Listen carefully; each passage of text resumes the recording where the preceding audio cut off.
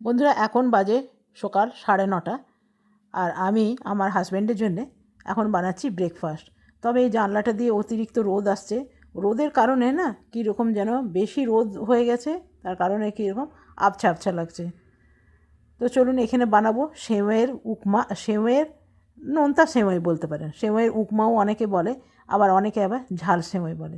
তো সেমাইগুলো আমি আগে তেলে ভেজে নেব, তাহলে কাঁচা গন্ধটা থাকবে না।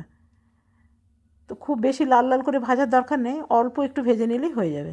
তো দেখুন, এটা ভাজা হয়ে গেছে। এরপরে দিয়ে দেবো এখানে জল। জল দিয়ে অল্প একটু সেদ্ধ করতে হবে, যেরকম চাউমিন সেদ্ধ করি না, ঠিক ওই রকম।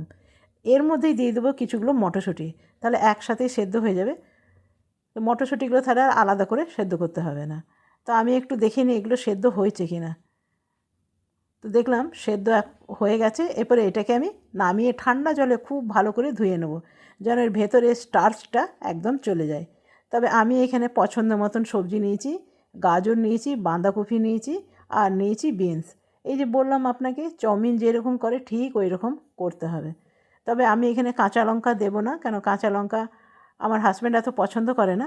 তো সেই জন্যে আমি এখানে একটু গোলমরিচ দেবো। তো আপনারা চাইলে যদি পছন্দ করেন তো এখানে কাঁচা লঙ্কাটা কেটে দেবেন, সেটা ভীষণ ভালো লাগে। তো আমি গাজর আর বিনস কেটে নিলাম, আর বাঁধাকপি আমি আগেই কেটে নিয়েছিলাম। তো চলুন, এটা ভালো করে জল দিয়ে আমি ধুয়ে নেব।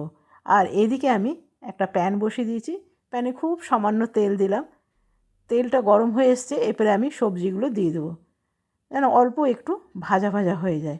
এটা বানিয়ে দেখবেন, ভীষণ ভালো লাগে। তো দেখুন, এটা মোটামুটি আর একটু ভাজলেই কিন্তু হয়ে যাবে। এখানে দিয়ে দেবো একটু নুন। নুন দিলে কি হবে, তাহলে তাড়াতাড়ি সেদ্ধ হয়ে যাবে। যেহেতু শীতের সবজি না, খুব তাড়াতাড়ি কিন্তু সেদ্ধ হয়ে যায়। এরপরে আমি সেমাইটা দিয়ে দিলাম। সেমাই আর মটরশুঁটি একসাথে দিয়ে দিয়েছিলাম, সেই জন্য মটরশুঁটিটা আলাদা করে সেদ্ধ করতে হলো না। যেহেতু সেমাই, সেই জন্যে আমি একটু দিলাম ঘি। ঘি দিয়ে দেখবেন ভীষণ ভালো টেস্ট আসে। আর একটু নুন দিলাম, নুনটা আমার কম মনে হচ্ছিলো, সেই জন্য আরেকটু দিলাম। আর দিলাম একটু ম্যাগি মশলা, ভীষণ ভালো লাগে। আমি এর আগেও বানিয়েছিলাম ম্যাগি মশলা দিয়ে, অসাধারণ লাগে। আপনারা এই রকম বানিয়ে কিন্তু বাচ্চাদের স্কুলে টিফিনও দিতে পারেন, বা যারা অফিস গোয়িং তাদের জন্য তো ভালোই। দিলাম একটু গোলমরিচ, যেহেতু আমি কাঁচা লঙ্কা দিইনি, অল্প একটু টেস্টের জন্য দিলাম গোলমরিচ। গোলমরিচের এক আলাদা টেস্ট, আমার কাঁচা লঙ্কার কিন্তু আলাদা টেস্ট। এটা আমার হয়ে গেছে, এরপরে নামিয়ে নেব। তো চলুন, কেমন লাগলো অবশ্যই জানাবেন।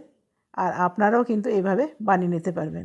শুধু যে পায়েসই হয় সেটা নয়, এটা দিয়ে ঝাল সেমাইও কিন্তু ভীষণ ভালো হয়। আর কত সুন্দর ঝরঝরে হয়েছে দেখুন, এই যে দেখছেন, চামচে করে ওঠানো যাবে। তো চলুন, কেমন লাগলো অবশ্যই জানাবে। ভালো লাগলে একটা লাইক করতে একদম ভুলবেন না। আগামীকাল আসবো আবার নতুন রান্না নিয়ে। ধন্যবাদ।